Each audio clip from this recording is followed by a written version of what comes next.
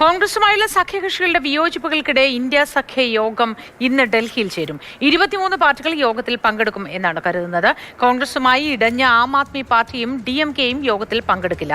അതേസമയം CPM BJP deal ആരോപണം ഉന്നയിച്ച കോൺഗ്രസ് നേതൃത്വത്തോട് ശക്തമായ വിയോജിപ്പ് ഉണ്ടെങ്കിലും CPM യോഗത്തിൽ പങ്കെടുക്കും. വിഷ്ണുപ്രസാദ് വിവരങ്ങളുമായി ചേരുന്നുണ്ട്. Vishnu, good morning. ഇന്ത്യ സഖ്യം വലിയ വിയോജിപ്പുകൾ പലരുടെയും ഭാഗത്തു നിന്ന് ഉണ്ടെങ്കിലും ഇന്ന് യോഗം ചേരുകയാണല്ലോ. വിവരങ്ങൾ എന്തൊക്കെയാണ്?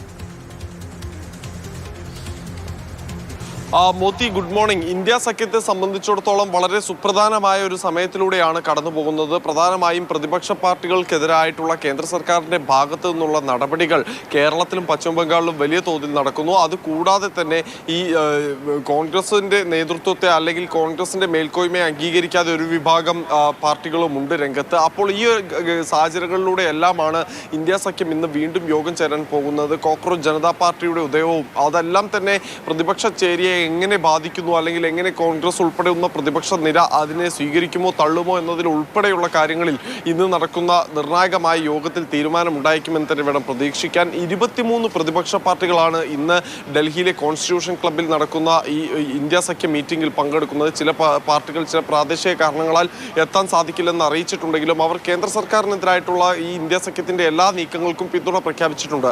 പ്രധാനമായും ഈ മുൻകാലങ്ങളെ അപേക്ഷിച്ച് ഇത്തവണ യോഗത്തിൽ എത്താതിരിക്കുന്ന രണ്ട് പ്രമുഖ പാർട്ടികളാണ്. ഒന്ന് ആം ആദ്മി പാർട്ടിയും മറ്റൊന്ന് DMKയുമാണ്. ഇന്ത്യ സഖ്യം വിടുന്നു എന്ന് ആം ആദ്മി പാർട്ടി നേരത്തെ പ്രഖ്യാപിച്ചിട്ടുണ്ട്. തെരഞ്ഞെടുപ്പിന് വേണ്ടി മാത്രം രൂപീകരിച്ച സഖ്യമാണ് എന്നായിരുന്നു ആം ആദ്മി പാർട്ടിയുടെ വിശദീകരണം. അതേസമയം തന്നെ DMK ഈ മുന്നണി വിട്ടു പോകുന്നത് കോൺഗ്രസുമായുള്ള അഭിപ്രായ ഭിന്നതയെ തുടർന്നാണ്. മാത്രവുമല്ല, ഈ കോൺഗ്രസ് ഇത്തരത്തിൽ മറുകണ്ഠം ചാടി TVKയ്ക്കൊപ്പം ചേർന്നെങ്കിലും TVK ഇന്ത്യ സഖ്യത്തിലേക്ക് എത്തിക്കാൻ കോൺഗ്രസിന് ഇതുവരെ സാധിച്ചിട്ടുമില്ല.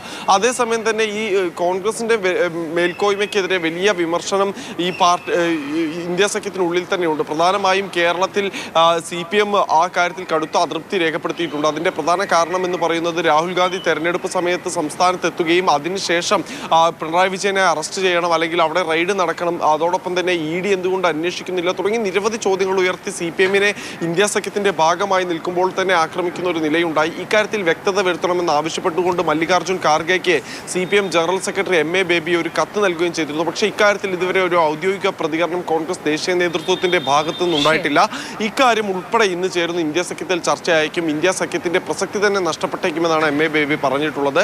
അതേസമയം പശ്ചിമ ബംഗാളിലേക്ക് പോവുകയാണെങ്കിൽ മമതാ ബാനർജി അവിടെ നേരിടുന്നത് അധികാരം നഷ്ടപ്പെട്ടതിന് പിന്നാലെ BJPയും അതോടൊപ്പം കേന്ദ്ര സംസ്ഥാന സർക്കാരുകളും നടത്തുന്ന വേട്ടയാടലാണ്. ഇക്കാര്യത്തിൽ പ്രതിപക്ഷ നിരയുടെ ഒരു പിന്തുണ ഉറപ്പുവരുത്തുകയാണ് മമത ഇന്ന് ചെയ്യാൻ പോകുന്നത്. മമതാ ബാനർജിയും അഭിഷേക് ബാനർജിയും ഇന്ന് യോഗത്തിൽ പങ്കെടുക്കുന്നുണ്ട്.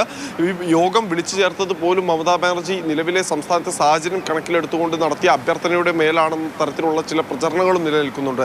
അതേസമയം തന്നെ കോൺഗ്രസിനെതിരായിട്ടുള്ള ചില വിമർശനങ്ങൾ സമാജ്വാദി പാർട്ടിയും മുന്നോട്ട് വെച്ചിട്ടുണ്ട്. എന്തായാലും ഇക്കാര്യങ്ങളൊക്കെ തന്നെ ഇന്ന് ചേരുന്ന ഇന്ത്യ സഖ്യം ചർച്ച ചെയ്യുമെന്ന് തന്നെ വേണം പ്രതീക്ഷിക്കാൻ. മോദി.